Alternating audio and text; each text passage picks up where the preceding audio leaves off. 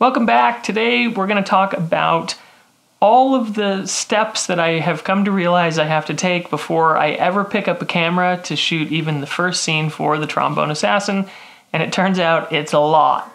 Probably similar to painting a room, most of the work is done in the preparation, and then of course, different than painting a room, a lot of the work is done after the fact in post-production.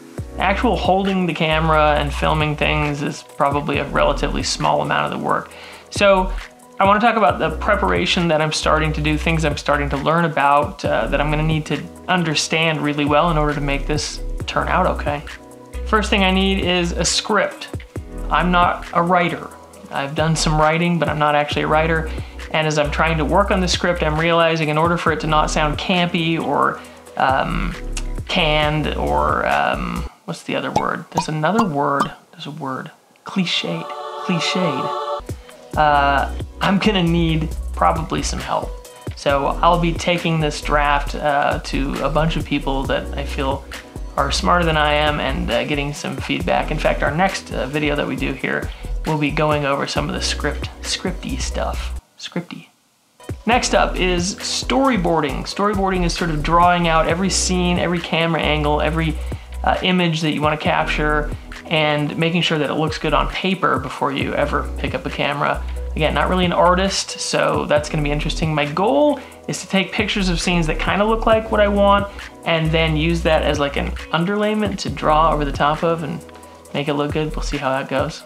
I then have to scout locations. We have to shoot this in realistic looking places, and so whether it's an alley or what's really going to be difficult is trying to find a theater where I can just waltz in there and film as much as I want.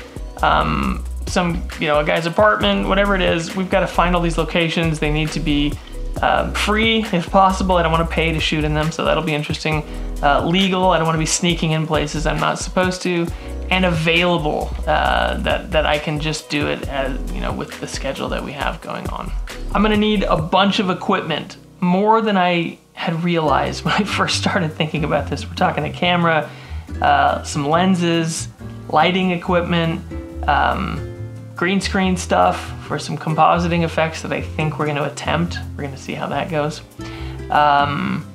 And props, I mean, so many things. We'll do a video later on kind of where we're standing with all of that, but there's a lot and it's gonna be really expensive. So who knows where this is all the money is gonna come from.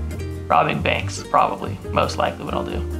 Once I have all the equipment, I actually have to learn to use all of it. I have to learn the camera, I have to learn how to use the lighting gear, I have to probably watch about 10 million YouTube videos on how to use all of this stuff and practice making test shots and make sure it looks exactly the way I want, and if it doesn't, I have to figure out why and then continue to work on it until it looks the way I want. I don't want to spend all this money and all this time and have things look good enough. Some of it will be good enough because I'm not a professional, but we're gonna get as close as we can to high quality. Once I have the gear and I've got the script and I've got the storyboards, then I have to figure out who we need to be in the movie trailer. So we need a cast and we need a crew. So I've got to find people that have free time on their hands, that this is really what they want to do with their free time, that they are completely willing to do this with no pay whatsoever, that they think it's a good idea, and that they're available enough to, that they've got a flexible schedule for when we need to get a bunch of people together. It's going to be a skeleton crew. It's going to be like me and maybe 2 other people doing camera, lighting, and everything else that has to happen, which is horrifying. Then we've got to find people that can act and want to act for free. I don't even know how we're going to pull this off, but we're going to try. Then once we have all the gear and we understand how it works and we've practiced with it and we're ready to go and we have all these people committed, which is already going to be a Herculean feat. The more I think about it, the more I think I don't know how this is going to happen, but we were still going to try. We got to do the photography. We got to shoot the scenes and get them all completed and really plan ahead. If there's a compositing shot that we need to do, we have to be ready and prepared for that. We have to make sure that we film it in a relatively short period of time so people aren't aging and changing hairstyles and haircuts and stuff. So that no one dies while we're shooting it. That's not gonna happen. I don't even know. And once that's all done, we're going to edit. We're gonna cut all the pieces together, put them in the right order, and then post-production. We've got to make sure that the sound all lines up, that it sounds good, that we are adding all sound effects and doing voiceovers as needed, and the music and color grading so that all looks consistent across the all the images of the trailer, and the compositing work, and so much stuff that I'm going to be on YouTube just constantly learning so many things. So I'm excited for it, but a little bit overwhelmed by just how much I'm going to have to know to make this thing look even remotely okay. And then all of the other things that come up in the middle that I hadn't even thought of, a bunch of sub-steps that had not even occurred to me, but we're just going to document the entire process. Now, the next thing I want to talk about today is the look and feel of the trailer. We have to make a decision about what it's supposed to look like, and so I want to walk you through how I've made what I think is the decision on what I believe it's going to be, at least for the starting point. When I was thinking about the look I wanted to go for, I tried to find inspiration in other films. Of course, mine won't look anything like these films that I'm showing you, but you gotta get inspired anyway. Movies like Whiplash and No Country for Old Men are visually really appealing to me. I like the hard but minimal lighting. The scenes look like they were lit by practical lights in the room. The images are really contrasty, which is a look that I've always been drawn to. As I was reviewing movies, I also found a look that I love so much. At first I didn't know what it was, I just knew it felt different. I did more research and found out that a bunch of movies whose look I really like were shot in anamorphic format. In fact, as near as I can tell, all of these clips I'm showing you right now were filmed with anamorphic lenses.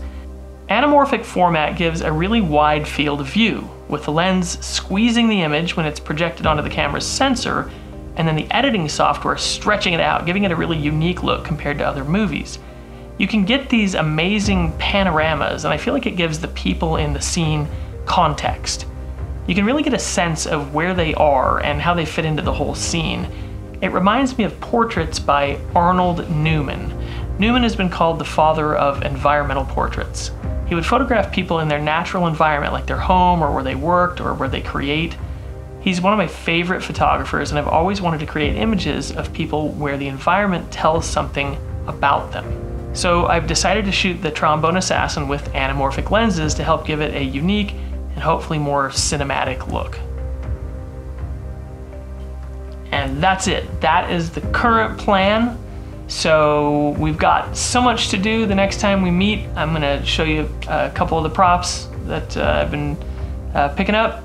We're gonna talk about the script primarily and where I'm at with that, and kind of where my sticking points are. So looking forward to it. I'm excited and nervous to figure out this the next few steps here, and after that we're going to talk equipment, and throughout this entire process I also want to just be 100% transparent with everything we do, and we're going to talk about the cost, how much we're spending on all of this, to show you how far I'm willing to go for a hobby that I care about but that is never going to generate revenue and is just for pure fun. And that's how committed I am to this. So that's where we're heading next. Look forward to checking in with you next time.